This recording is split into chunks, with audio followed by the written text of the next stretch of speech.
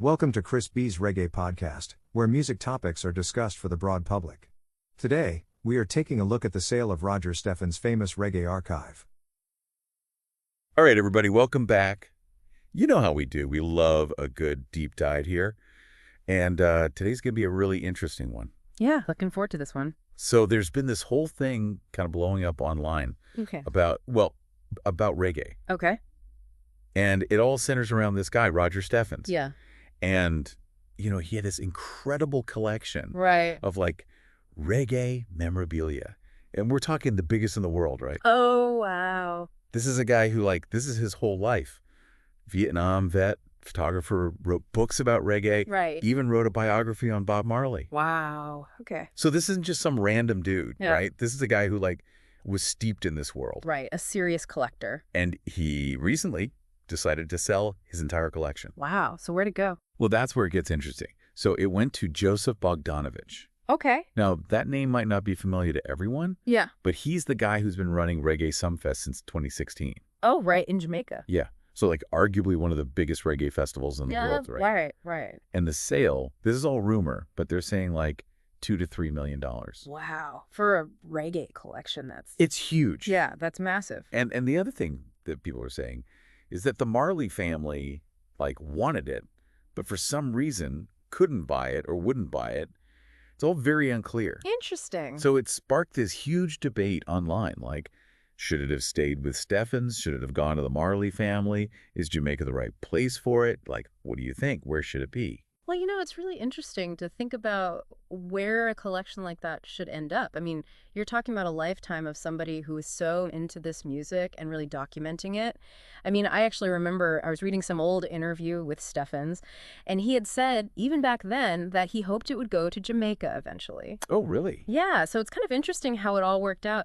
And in a way, I mean, Bogdanovich, he's not just some outsider, right? He's been really involved in the scene, revitalized Sumfest. Right. So it's not like it's going to some random museum that doesn't know anything about reggae. And it's not like he's going to be, like, selling off pieces on eBay or something, you know? Exactly. And, you know, the Marley family, I'm sure they have their reasons. I mean, managing a collection like that, it's a huge undertaking. There's probably tons of legal stuff, costs, who knows what else. Oh, yeah, for sure. It's like, I remember back in the day, I was super into collecting vintage comics. Okay, yeah.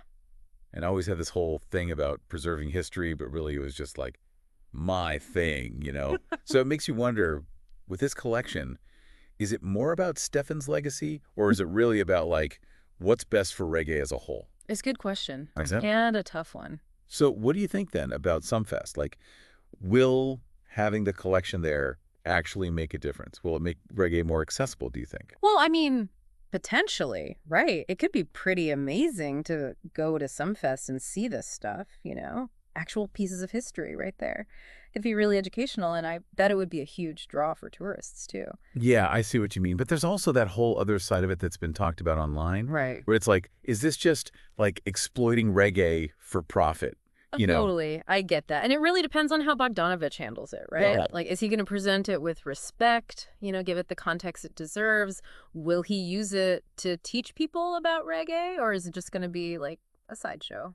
I guess we'll see. Yeah, I guess we'll have to wait and see. It's kind of bittersweet, though, isn't it? Like, on the one hand, this amazing collection has a new home, but it's also like the end of an era in a way.